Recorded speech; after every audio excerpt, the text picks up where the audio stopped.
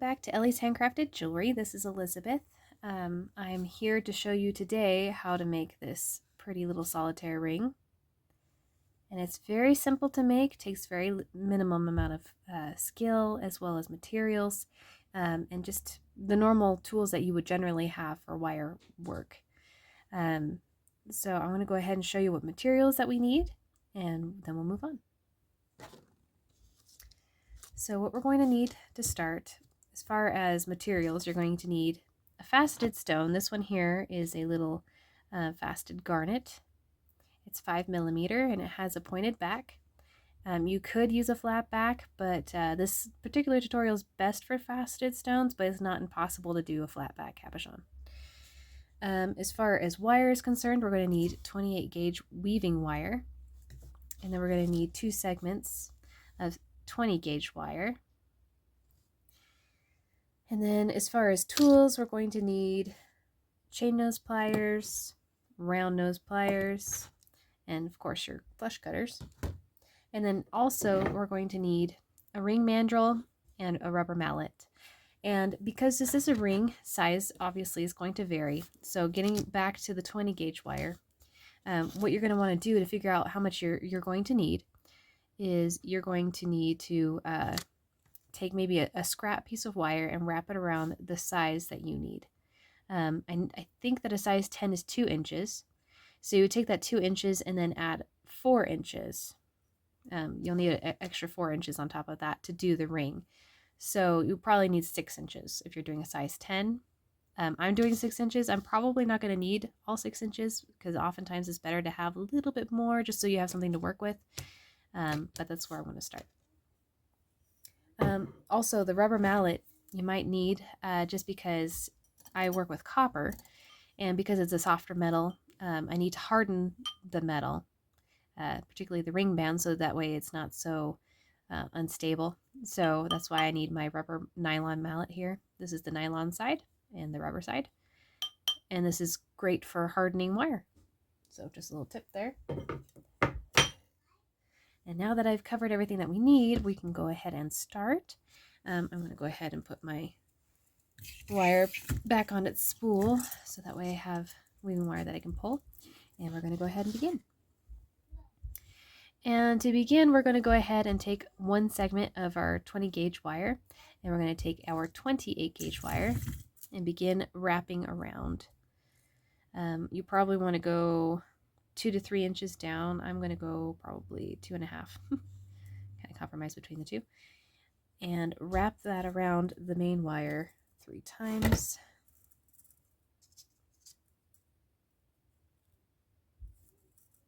Okay, so we've wrapped around the one base wire. Now we're going to take the other base wire and lay it on top. Do your best to make sure that they're as straight as you can be before you start. That definitely helps. Okay, and now we're going to wrap the weaving wire around both segments of wire once, and then, well, go over the top of it, and then bring the wire in between, and then over the top of that top wire, and then under and in between again to go around the bottom wire. Okay, and then we're going to go ahead and go around both wires like so, and then go in between the wires and over the top to wrap around the top wire, and then behind and underneath, and then in between again to ground the bottom wire. Okay, and I'm going to go ahead and smush that down using my chain nose pliers gently. If you have coated wires, I don't recommend using chain nose pliers, maybe nylon pliers, which I have this over here. Don't mind my messy desk. These are really good for smushing down wire, flattening it, and then scooching it so that way the wire is closer together. So I might actually keep those at hand, but the chain nose work okay for me, as long as you're gentle. Pull some of this wire. We're going to go ahead and continue this pattern. I'm going around both wires, in between the 2 wires. If I can get them in between, and over the top, in between and around the bottom wire. The spool is not liking me today.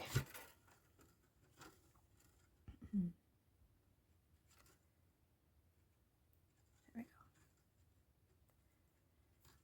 And then around both, in between. Oh, goodness. And then around the bottom,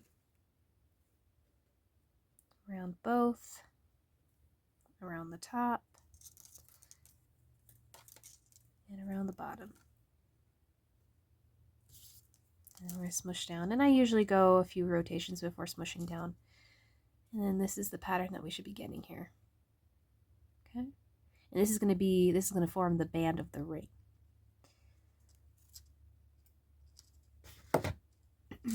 And I hope that you guys like the white background. I had gotten a comment on one of my videos saying that they couldn't see because of the the wood grain of my desk blending in with the copper. So hopefully this helps you guys see a little bit better.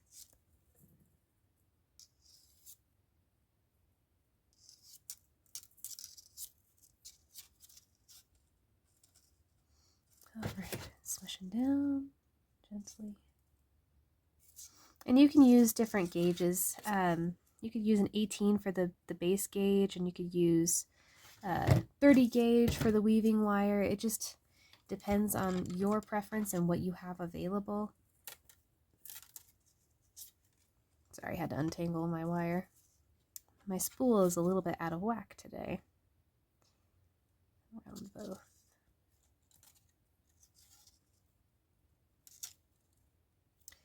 And you're just going to want to continue doing this until you reach the length that you have that goes around the ring mandrel for the particular size you're aiming for. You'll want to make sure that you take into consideration the size of your stone. So subtract about 5 millimeters. So that way you have an idea of how, so that way it's a little bit more accurate. Although with this particular ring design, the wire does wrap around the band. And I think for me it's about half a size worth. So for this ring you might want to measure an 8 for a 7.5, or if you are wanting a size 6, measure 6.5, because this is going to take up some space underneath. So I'm going to go ahead and continue weaving until I get the amount that I want, and then I'll meet you back here. Welcome back. So we have created the weave that we need for the band of our ring. Don't mind the little knot there. Got a little bit of a kink in my wire, but I was already so far, so I decided to continue. Once we're here, by the way, 2 inches is not a size 10. I was way off. It's more like a size 5. So like I said, be sure to measure before you go. But anyway, so I got my segment all weaved. And then the way it ends here is I just did a wrap around the one base wire and then a wrap around the other base wire and then ended it there. So what we're going to do at this point is I'm going to go ahead and just leave this here for a minute, not disconnect any wires, and take my ring mandrel. Oh, well actually before that, I'm sorry, I'm skipping a step. I'm getting ahead of myself. So we're going to take our wires and bend them to the side to where they're 90 degrees. I can make this a little bit more of a stark bend here with my pliers. Excuse me. And then we're going to do the same on the opposite side. Taking it and bending it like so. In this way we have what almost looks like a capital I. From this point, we're going to go ahead and now take our ring mandrel and use it to bend the ring band around the mandrel and get our shape here. Excuse me, I have a tickle in my throat. Try not to cough into your ears. And these pieces here should line up together. This is going to be a very small ring, probably a pinky ring. but this is just for the sake of demonstrating how to do this for you. Okay, so here you see we're getting to where these should be coming together and meeting together. So now that we have that together, I'm going to go ahead and take my weaving wire and I'm going to bring it over the top of both of these wires here. And you know what? Actually, I am going to cut off a segment to do this with it. I'm probably going to cut 4 inches, maybe 5 to do this with. And we're going to go ahead and bring these together like so. And we're going to kind of do something similar to what we did on the ring band. And we're going to bring this around one wire. Make sure it's tight. Not too tight, but tight enough to where it holds those wires right next to each other. Under. And over. To kind of lock it in place. See if I can show you. Alright, and then we're going to go ahead and take this wire, once we've done that, to the opposite side. And on the opposite side, we're going to do the same thing. So we're going to take it, wrap it over the top, in between these 2 wires, and over and under and around this other wire. There we go. So now we should have something that looks a little bit like this. And as you can see, this little hole here in between the band is going to be right where our solitaire or our little faceted stone sits. Ta-da! Although, like I said, not done, but we're getting there. At this point, I'm going to go ahead and figure out, this is going to be the ones that go on the inside. So we're going to take, I guess, the sides closest to you when you're looking at the ring. So then you turn it, and the other one. I'm going to bend them over like this, and this is going to be part of what helps hold the stone down. Excuse me. And I'm going to want to get that through the band here. So I'm going to go ahead and trim this a little bit to where there's probably an inch to work with-ish. Sometimes it's best to leave it longer, but at least small enough to go through the band. Using my chain nose pliers kind of guide it through.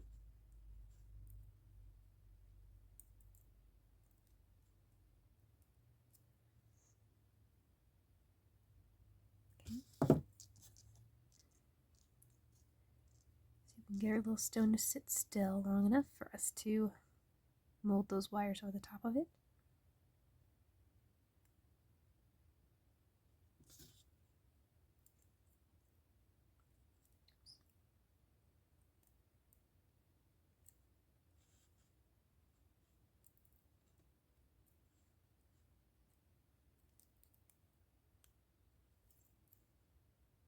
So it's holding at the moment. It's not perfect.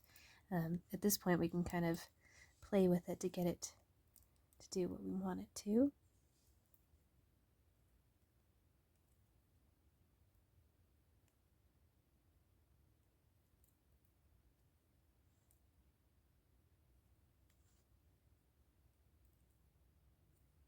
Oops.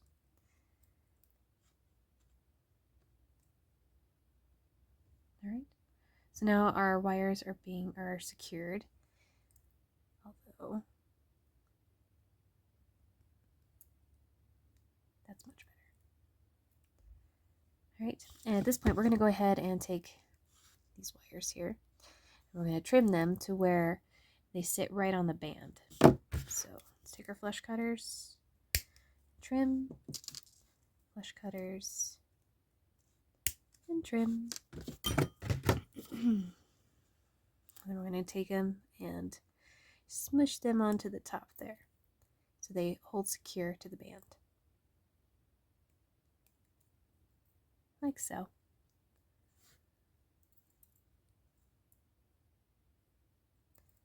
And you can adjust more as you go as well. You see something you don't like it sitting a certain way, you can adjust and adjust. I'm such a perfectionist, I just sit there adjusting most of the time. Okay, so now we're on to the last part of it. What we're going to do now is make a single coil on these last wires here. You will have seen, I'm sure, in pendants before that you might see what's called a double coil. Well, this is a single coil, which is just weaving wire wrapped around a base wire. And that's going to be what creates this texture here for this little loop. So I'm going to go ahead and take this restless weaving wire, and I'm just going to wrap around and around and around. And if you run out, that's not a big deal. You can just add more weaving wire. I'll show you a trick that I used to kind of help keep the wire from sticking out so much.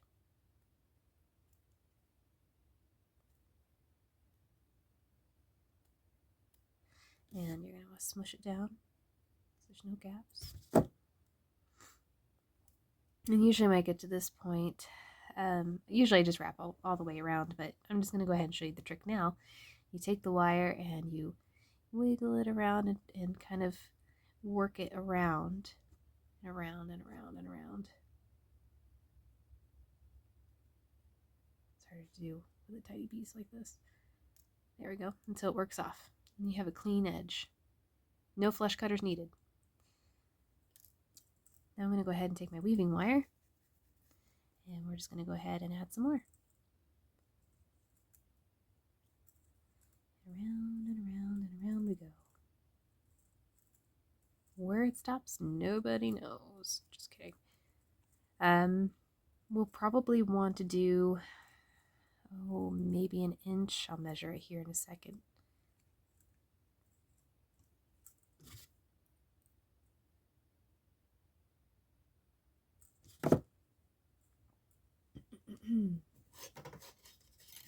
Grab my little ruler over here. Yeah, maybe about an inch. We'll see from there.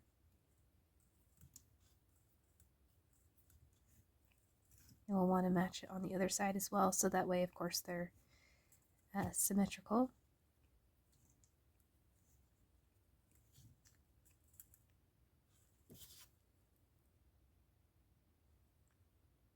Smushing the wire as you go.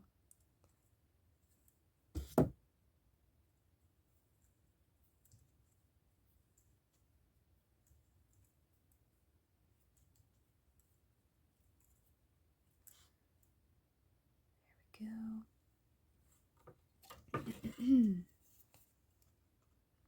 So we're almost at an inch, so another 1/8 of an inch, and we should be good to go.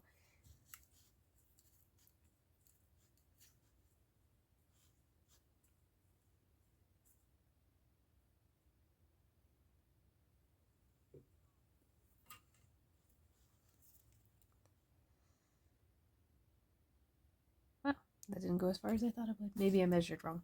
Okay, go a little bit further. Till it's about an inch. Okay, and I'm going to go ahead and cut this wire here. I'm going to leave a little bit of excess just in case I need more. Just a little bit, probably 3 inches.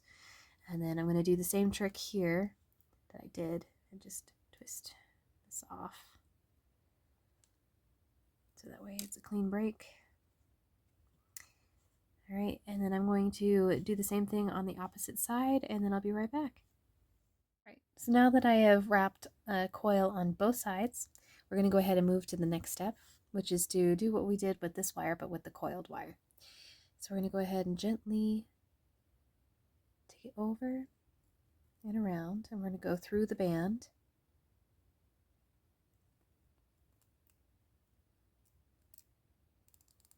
Gently. Bringing our little pieces of weaving wire with us, or with it. We're going to do the same on the opposite side.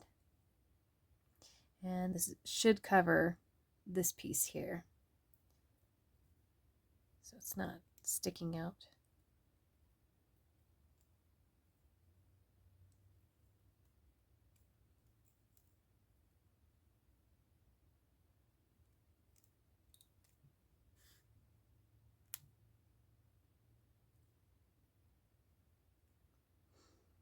So we're somewhere around here. And at this point, it looks like the weaving wire to me is long enough. So I'm going to go ahead and do my little trick. Pull and rotate, or twist, not twist the wire. Just pull and then we go in circles. Not bending the wire so much, my goodness.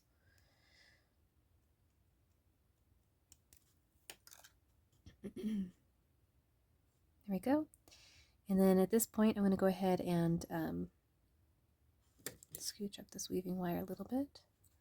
If it needs scooching. Is that the technical term? I don't know. And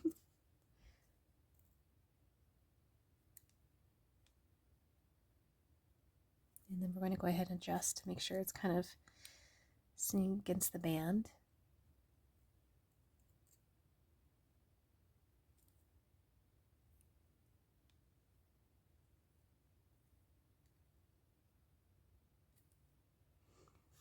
And don't ever rush yourself during this process. It's important that you take your time so that way your piece turns out the way you want it to and you're not kicking yourself later when it's not exactly the way you wanted it.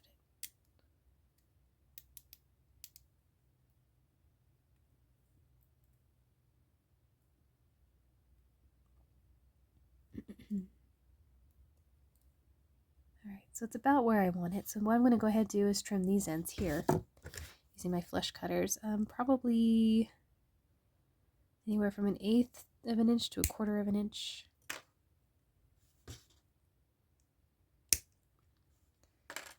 These are going to be the little ends that I bend or roll in. Make a little loop at the end into the wire, just like this.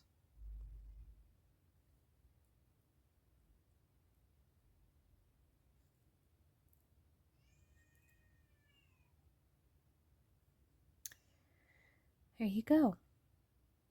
And there is your little ring. It is all complete. From this point, we're going to go ahead and want to put this on the ring mandrel. And we'll go ahead and take the hammer. And we're going to go ahead and lightly hammer the band of the ring. This is going to add some sturdiness and some stability and strength to it. Just be careful not to get your finger in there. And just hammer and hammer away. And at this point, I'm going to go ahead and grab my chain nose pliers and make some adjustments where I need them.